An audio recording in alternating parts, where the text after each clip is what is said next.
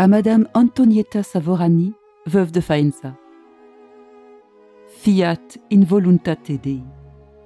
Ma bonne fille dans la volition divine. Votre lettre m'a apporté un grand contentement, surtout en apprenant que vous voulez vous dépouiller des vêtements de deuil de la volonté humaine. Et je réponds brièvement à vos difficultés. Vivre dans la divine volonté n'est pas aussi difficile que vous et les autres le croyez. Ni le doux Jésus ne veut des choses impossibles, ni ne peut enseigner des choses difficiles. Au contraire, dans tout ce qu'il enseigne, son amour est si grand que non seulement il facilite ses enseignements, mais afin de rendre plus facile tout ce qu'il veut et enseigne, il se met à notre disposition, faisant avec nous tout ce qu'il veut et enseigne. Ma fille, tout est dans une résolution forte, ferme et constante de livrer notre volonté entre les mains de Jésus, afin que sa volonté soit à la base de chacun de nos actes. Par conséquent, dans tout notre être, dans les actes les plus naturels de la vie, dans la nourriture, dans le sommeil, dans les souffrances, dans la prière, et aussi dans les plaisirs légitimes, la divine volonté doit avoir sa place royale, son champ d'action, et notre volonté doit être le terrain pour recevoir ces actes divins et le marchepied sur lequel la divine volonté doit placer ses actes. Et ces actes, unis ensemble, formeront sa vie.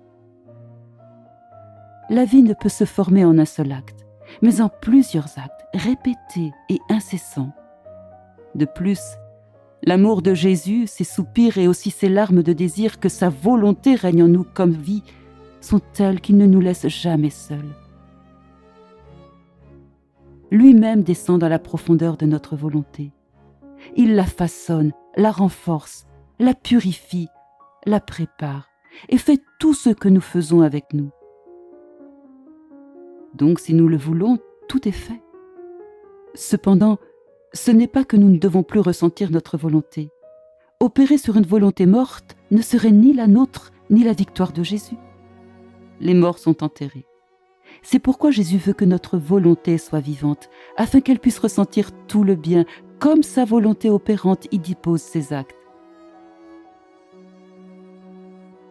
La volonté humaine devient la résidence du divin et lui donne toute la liberté de dominer et de faire tout ce qu'elle veut. Voyez-vous donc à quel point c'est facile ?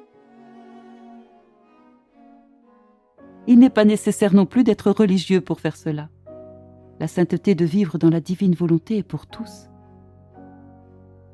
Ou plutôt, à vrai dire, c'est pour tous ceux qui le veulent. Par conséquent, mettez-vous au travail.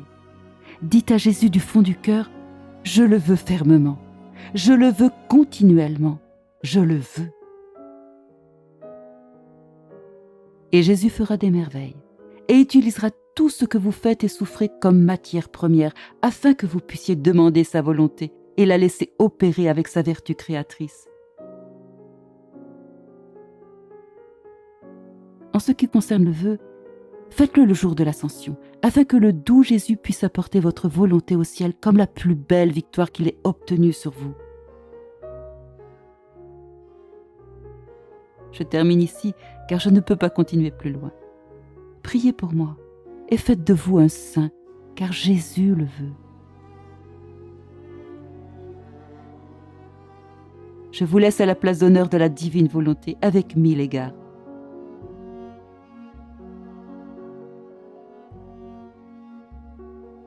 La petite fille de la divine volonté. Corato, 7 mai 1935.